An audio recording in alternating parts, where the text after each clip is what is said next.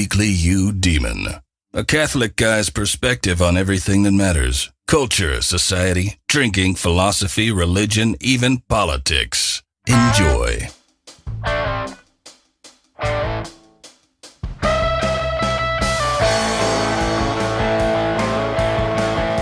episode 15, the last episode of 2018. Yeah, this one's going to be kind of hard to get off the ground. The holiday week was far more hectic than I anticipated. My gosh, slammed into the holidays by jumping the gun on Christmas by a few days. Friday before Christmas, had some people over, started drinking, mostly family, and they pretty much went non-stop till now. I'm dictated this on December 30th.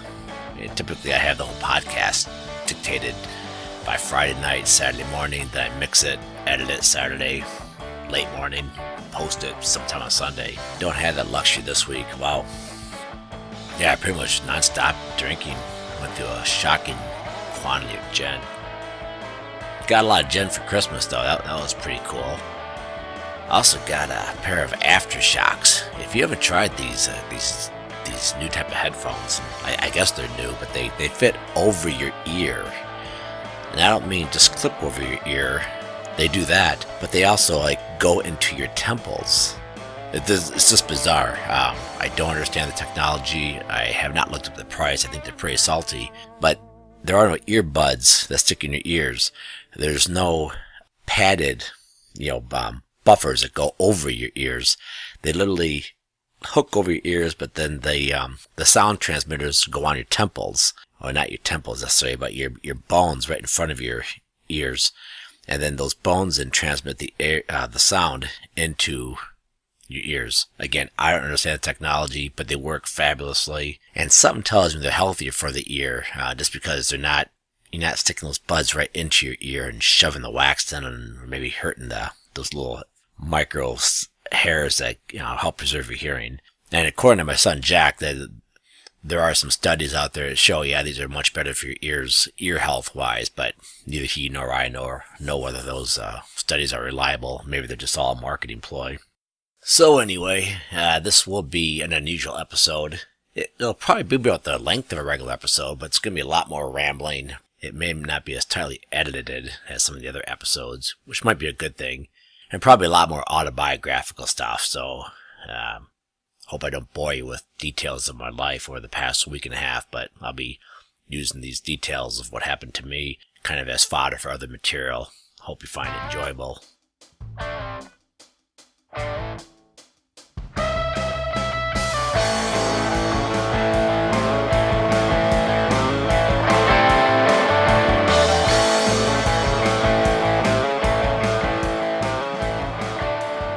One reason I think I drink so much over the holidays. Oh, by the way, I'm really good about not drinking on Christmas. Christmas Eve night they call the holiest night of the year. And I don't think it is. I think that's properly preserved for Holy Thursday, the night of Holy Thursday, Good Friday, the Triduum. But no matter. It's a holy night. And I really couldn't care less if other people drink. I mean, quite frankly, it's more appropriate to celebrate Christ's birth Christmas Eve with drinking and on Christmas Day with drinking than it was for me to jump the gun on December 22nd with drinking. So I have no moral objection to it. Just personally, I just don't drink on Christmas Eve and Christmas, or if I do, it's just a glass of wine. But I've noticed over the years that I have zero capacity for idleness. I mean, I can't even watch a whole football game for 3 straight hours sitting still. It's like I have to be doing something else at the same time. For me, that's like praying, studying, reading, working, at the office, working in the garden. My capacity, to go out for coffee with someone and just drink coffee and talk, man, I don't know if I could do it. But I can drink and talk. That I'm pretty good at.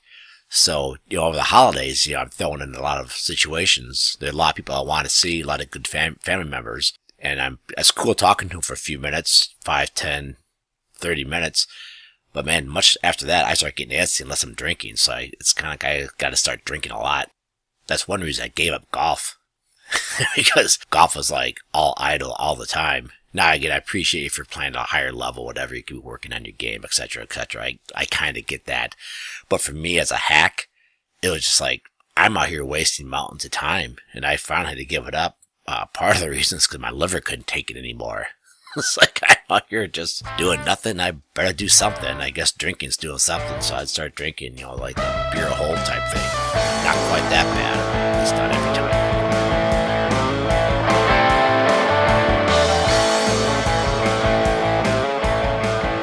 Okay, a shout out to my wife's family. They're great people.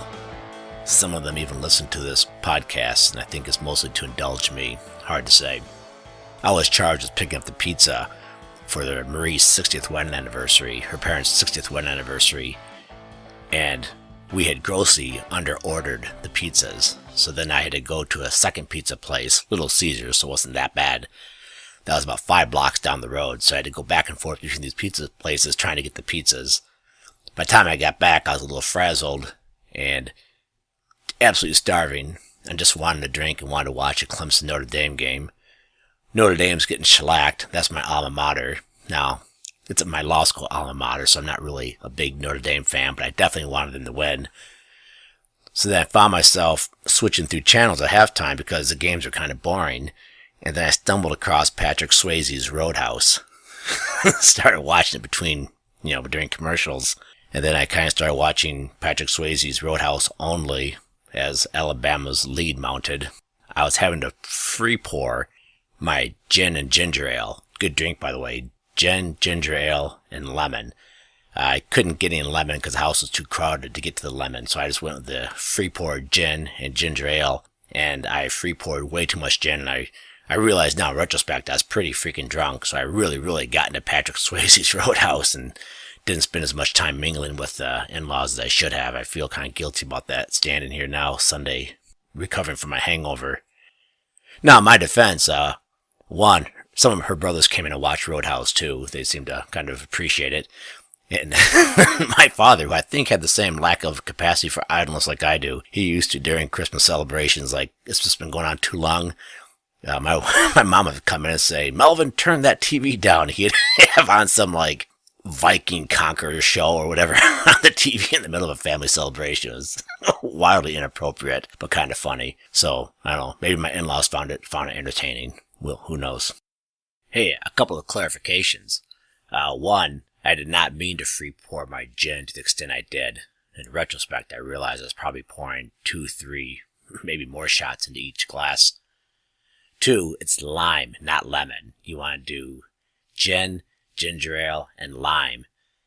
And 3, the TV at Marie's parents' house is off in the side room, so it wasn't like I was blaring it to disturb the celebration. I was kind of in a little cubby hole by myself, so I was not being obnoxious to the other people in attendance.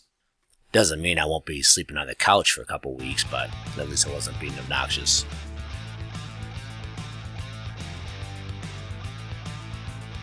Have you ever looked at the Liturgy of the Hours over Christmas? My gosh, it's brutal. It goes on for pages and pages and pages.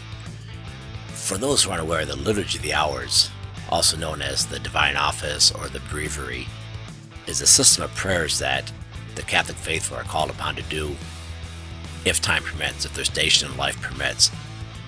Now, as a lay person, you're never going to have time, or very few lay people with full-time jobs will have time to do the entire Liturgy of the Hours. But priests are not only called upon to do it, they are required to do it. And again, it takes quite a bit of time just in a regular day, but over Christmas, my gosh, it just goes on for pages and pages. I don't know how priests have time to do anything over the holidays besides, say masses and do the Liturgy of the Hours. Kind of funny, I was listening to a biographical sketch about Martin Luther, and the presenter out of Christendom College pointed out that Luther, as a monk, was required to do the divine office. And he is a very busy monk. He taught pastor as well. And he would let the Liturgy of the Hours slide for weeks. Just wouldn't do it. And then he'd start feeling guilty. Then he'd frantically try to get caught up. And I gotta assume, if the divine office now is pretty burdensome, a lot to do, I gotta believe it was that much worse in the 16th century. He had spent hours, frantically trying to get caught up. And I can see someone trying to jam through this, kind of like me, saying the Jesus prayer back in my 20s, getting all frustrated with it. I spent Friday in Detroit, and as mentioned on my blog, I continue to be greatly impressed with it, but my gosh, they gotta do something about the nuts. mean, right downtown, things are cool. You don't have a lot of panhandlers and whatnot. But when you start getting just a little bit outside downtown, things are definitely improving. I mean, 20 years ago, these were neighborhoods you wouldn't even dare walk through, even in the afternoon. Now, there's little shops in there, there are restaurants, it's pretty cool. But my gosh, the sheer number of panhandlers out there just completely sucks. And then the sheer number of nuts completely sucks. The infrastructure is getting better. The problem is Detroit still has the same people in it that made it a hellhole in the 70s and 80s. So a lot of work to be done there. One woman, quote unquote, accosted me when we were at lunch. It was like Tuesday afternoon. It was gorgeous outside. And we'd all placed our orders at a place just outside Wayne State University called Cobb's Restaurant, or Cobb's Corner Restaurant. And the sun came out. It was like 55 and sunny. I walked out just in short sleeves, just to enjoy the warmth while waiting for our food. And some nutty woman approached me, wanted me to give her money for McDonald's. And I rarely give anything more than like a quarter to street people. Hell with it, to bums. But this woman looked like she was partially blind, had these thick glasses on, and so I said, fine. I said, I'll buy you lunch here in Cobb's Corner. And she started saying, I can't eat that. My ex-husband used to give me hamburgers. I hate hamburgers. She didn't appreciate she wanted money to go to McDonald's. Maybe she's getting chicken McNuggets there. I don't know. So she came in with me, bought her this, and then my daughter went and asked her if she wanted to sit with us. My daughter's just like the sweetest person in the world. I didn't really want to sit with us. She looked like she could have lice or something, but no matter. But the woman took offense at this, and after she ate, she proceeded to call my daughter bitch, flipped her off, threw napkins at her and said, clean that up. And the management did freaking nothing. The management had 3 workers there, and they looked totally nonplussed by it. And the only conclusion I'd come up with is there's like, no, this is par for the course. This stuff happens all the time. I mean, I'm never going back to Cobb's Corner. I mean, I hate to knock them. They're brand new businesses getting established. But for crying out loud, this went on for like 5 minutes. I finally stood up like I was going to ask this lady to leave. And I didn't want to because like she's probably 70 years old, partially blind, and decrepit. I mean, here, a big tough guy with 4 sons backing him up. I'm going to ask her to leave. I just felt like I was being a bully. But by the time my patience was ready to snap, she kind of walked out on her own volition. Crime to Detroit, you got to, if you want these establishments to be patronized by ordinary middle-class people, you need to keep the panhandlers away and keep the nut jobs out. I went to 3 bars in Detroit on Friday. Every one of them had opened up in the past 6 months. So that gives you a sign of how much Detroit is revitalizing. And none of them I meant to go to because they just reopened. These are just bars I stumbled across. Well, not literally stumbled. That came Saturday night during Patrick Swayze's Roadhouse. Funny blurb making its way around the internet around Christmas about a kid battling with Santa Claus. Said Santa Claus gave me coal in my stocking one year, so I got him back by putting cyanide in his cookies. That bastard found out and killed my dad. Hey, are you freaking out that the stock market portends a recession? Well, don't forget what the economist Paul Samuelson once said. He said the stock market has accurately predicted 8 of the last 4 recessions. Hey, back to Detroit. They have a new thing called the Q Line, which is just a trolley car, fully enclosed. It's really cool. It goes, I guess I don't know how far it goes, but it goes from like the Detroit River, close to the Detroit River, all the way up into what's called News Center, which is like north of 94. I'm guessing it goes almost 2 miles. And it's pretty cool. It costs $1.50 to ride it, so we got on it for the first time, did like the tour of the guts of Detroit, and that's where we got off occasionally and ran into these nut jobs I was talking about. It reminds me of a small article I read by some urban expert or sociologist, I don't know what he was, but he made the interesting argument that it's the absence of the trolley car, or rather I should say, the removal of the trolley car from downtown areas that killed the cities. So it wasn't the black immigration, the white flight, and industry moving to the suburbs. He's like, nope, it was a trolley car. When you got rid of that cheap, slow, on-off transportation, it killed all the downtown areas, all the shops and everything. And he might be right. I know a lot more cities are trying to bring the trolley car back. And Detroit has theirs off and running successfully, it would seem.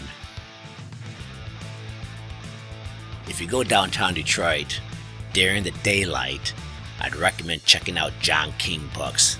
I used to go there back in the early 90s, but at one point it was ranked the number 2 bookstore in the world by a pretty reputable magazine. I can't remember which one, but it's all used books. They have a million titles. It's this old warehouse, 4 stories, cool as heck. So I definitely recommend check out John King Books. I went there. I was looking for a first edition of The Conservative Mind or some works by Jacques Derrida. Struck out on both accounts, but it was cool just walking through the aisle.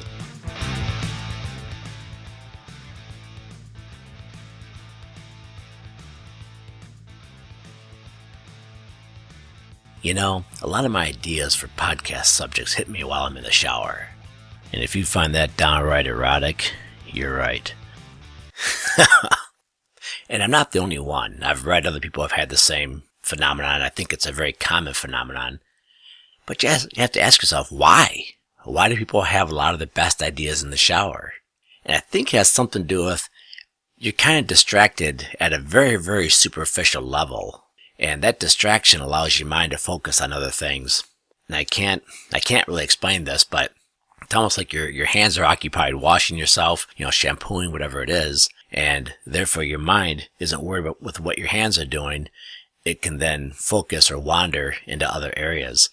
I remember reading that, Bill Clinton, sometimes when he had to make the biggest decisions of his presidency, while he was in meetings, they'd often see him doodling. People speculated that was him kind of keeping his eyes distracted. I remember back when my brother was at Albion College, he and his friends were all having troubles quitting smoking. They knew they should quit smoking, but they said they just couldn't do it when they're trying to study. They said when they're trying to study, they almost had to have something in their hands that helped them to have a cigarette in their hands to fiddle with it. And I remember being struck by that. I was only in high school at the time, but just being struck with the concept that you have to have something in your hands to fiddle with. Anyway, I find it fascinating because I think this is part of the reason why the Catholic prayer of the Rosary is so effective. You have those beads, those 50 beads in your hands, and it kind of distracts your mind at a very superficial level, leaving your mind free to contemplate the mysteries of the Rosary. So I just kind of leave that with you as something to think about next time you're saying the Rosary, or if you're thinking about trying to get into it. Alright, that's going to be it for the week. That's it for 2018. Sorry it's a bit shorter than usual. Time constraints makes it unavoidable. If you haven't had a chance to, please go to the Facebook page and like us. I'm still trying to get that launched in a better way. It's been pretty slow so far. I know very, very few followers or likes. I've done virtually nothing to promote it, so I'll give that a shot. Hey, I'm also over on YouTube now. You can listen to it. I sometimes have videos, sometimes not. This episode will be up at YouTube, but there will be no graphics or pictures to go along with it. It'll just be the straight audio. We also have a Twitter account. If you have not done so already, please go to iTunes and leave a review, or at least give it a rating. It takes literally 2 seconds to click, hopefully 4 or 5 stars. So give it a rating, I really appreciate it. Tell your friends, post episodes to Facebook, to Twitter, to your blog, whatever you got. I really appreciate it. Have a great New Year's, everyone.